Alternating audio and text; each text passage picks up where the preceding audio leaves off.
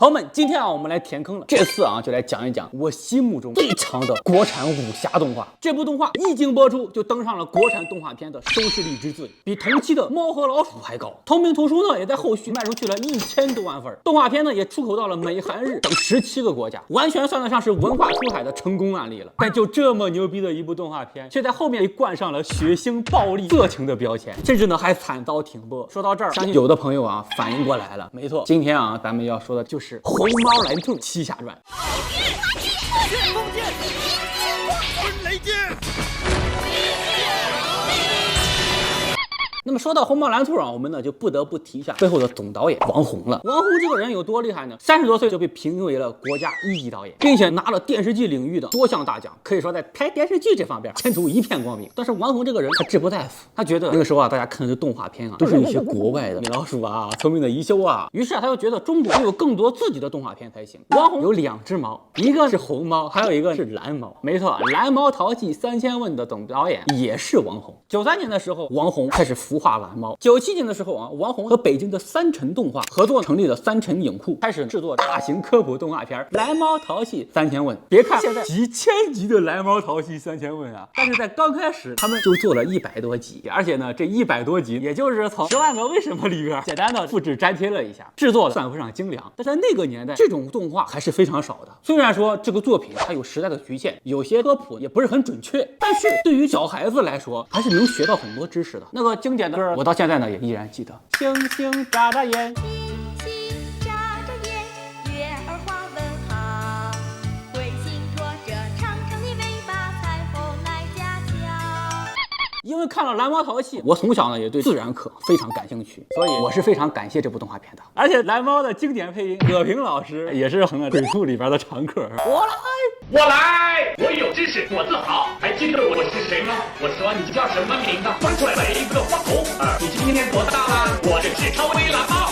但是呢，在当年所有制作动画片的人都面临一个问题，那就是资金不足。那王虹是怎么解决呢？他先给北京电视台说，我这有一部动画片，我不给你要钱，你只要在这里边给我插个25秒的广告，这个钱归我就行了。然后北京电视台同意了，就靠这个东西，他呢居然赚钱了。于是三辰影库就像工业流水线一样，批量的开始制作蓝猫的视频。当时三辰的影响力也是非常大的，甚至呢一度跟央视的动画部、跟上海电影制片厂齐名，可见呢还是非常牛逼的。那蓝猫的成功也让王虹有了更大的野心。在04年的时候，王虹呢带着一群哥们儿离开了三辰，回到湖南成立了自己的动画公司，也就是后来的鸿梦。创业之初，他们其实就是想着把公司呢就打造成一个围绕着动画产品做一些书籍或者是影像作品的纯动画公司。靠着王虹的人脉，公司也是大佬云集。文学顾问找了余华来挂名，美术顾问找了这个福娃之父韩美林，总编辑呢是国家1级编导贺孟凡，再加上国家1级导演王虹和后续加入的出版人苏珍，个个的来头都不简单。一堆大佬聚集到一起，自然而然呢就引来了资本的注意。来自美国的红杉资本给他们投资了750万的美金，这对于当时的鸿梦来说那简直就是解决了燃眉之急，因为他们当时真的是太缺钱了。那有了这笔钱之后呢，也就没有后顾之忧了，就可以用心的搞动画了。哪怕以我们现在的这种眼光来看，虹猫蓝兔的制作水准依然都是非常高的，打斗的动作看起来也是非常的流畅，包括它里边这个地图，听说都是去张家界实地考察的。但是我觉得虹猫蓝兔这部片子最重要的还得是它的内核。整个虹猫蓝兔的故事一句话总结就是不断的寻找伙伴，七剑合璧，最终打败黑猩虎，拯救森林。这个设定其实就是参考了七剑下天山，看似比较老套，但是剧情跌宕，一层套一层，里边的角色也是刻画的非常鲜明，哪怕是反派也智商在线，也不缺乏一些非常有魅力的反派角色包括刘旋风、黑小虎、朱无戒。虽然说是个大坏逼，但是呢也经常把虹猫坑得不要不要的。主角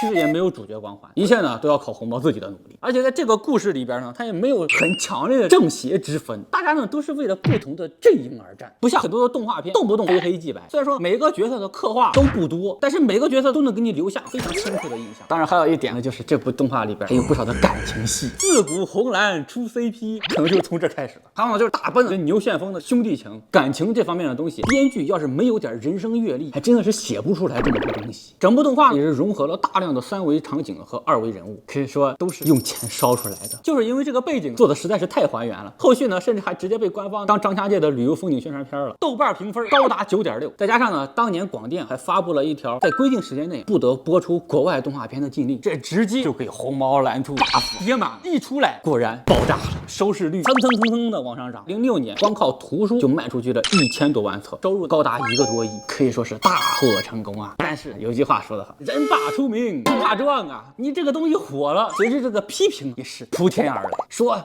你看这里边的血居然是红色的，打打杀杀在里边，这我家孩子看了之后学去怎么办呀？而且里边一个猫跟一个兔子居然还在谈恋爱，这哪行啊？早恋不能看。这个动画片里边的角色居然还说脏话，这我家孩子学过去了，咋办呢？各大报纸论坛批评的声音层出不穷。动漫啊是不看的，节奏呢是带着飞起的。反正教育不好孩子肯定不是自己的问题，肯定就是动画片的问题。此时此刻恰如彼时彼刻，所以朋友们啊，千万不要成为自己最讨厌的人。一时间举报信、举报电话全部都影响中央电视台了。红毛蓝兔也在07年的2月份停播了。电视台的说法正常的节目调整，没有说具体缘由，所以大家都在猜测是不是有这个举报的原因。比较幸运的是，1个月之后这部动画片又复播了，但这个举报风波对后续的动画制作到底有没有影响，这就不好说了。这个呢算是外部风波，那鸿蒙内部此时呢也出现了一个不小的风波，也就是他们对于商业模式产生了分歧。后续苏珍更是直接从鸿蒙退出了。按理来说，鸿蒙搞点图书，做点影像，卖点东西，这不好吗？为什么就出现分歧了呢？这个就要扯到我们前面所说的红杉了。资本投了一家公司，发展起来了之后，一般都会想着让这个公司上市，上市了就可以套现离开了。于是呢，他就想着只靠之前的这种模式肯定是不行的，真的太少了，上不了市的。当时动画变现有几条路，第一个就是学迪士尼搞 IP， 搞主题乐园；第二条呢就是搞各种衍生周边。鸿蒙他干了啥呢？他开始搞起童装来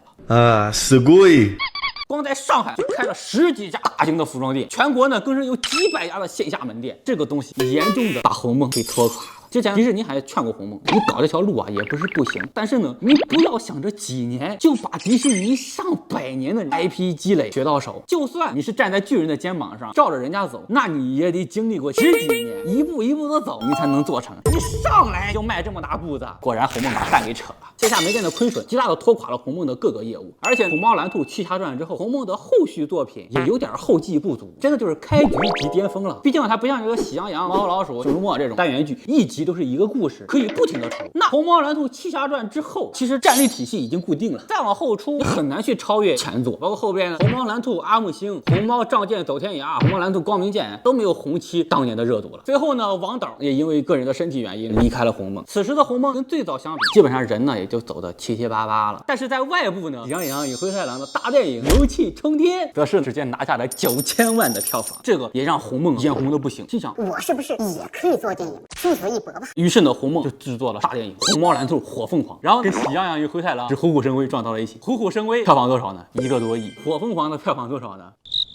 ？400多万，裤衩子都亏光了呀，本儿都没捞回来呀。这一把火差点把鸿蒙给烧没了。之后的鸿蒙呢，也就慢慢的淡出大家的视野。很多人为鸿蒙惋惜啊，其实我觉得大家惋惜的不是鸿蒙，而是制作虹猫蓝兔最早期的人。但是这些人呢，都已经离开鸿蒙了，而且鸿蒙真的不算是一个好的公司。鸿蒙对于自己手下的员工抠的那简直都是行业著名了，别人能开1万，鸿蒙给你开5000，一半一半的给你砍，而且工资也时常出现抽签的行为。你说这他能算是一个好公司吗？到现在直接劳动法给他制裁了。鸿蒙没了，但是呢，鸿蒙之后的很多动画公司，像原创动力的喜羊羊、华强方特的熊出没，甚至玄机，如果大家感兴趣的话，也可以点个赞，后期咱们也都可以给大家讲一讲，点赞越多，更新越快哦。咱们下期再见。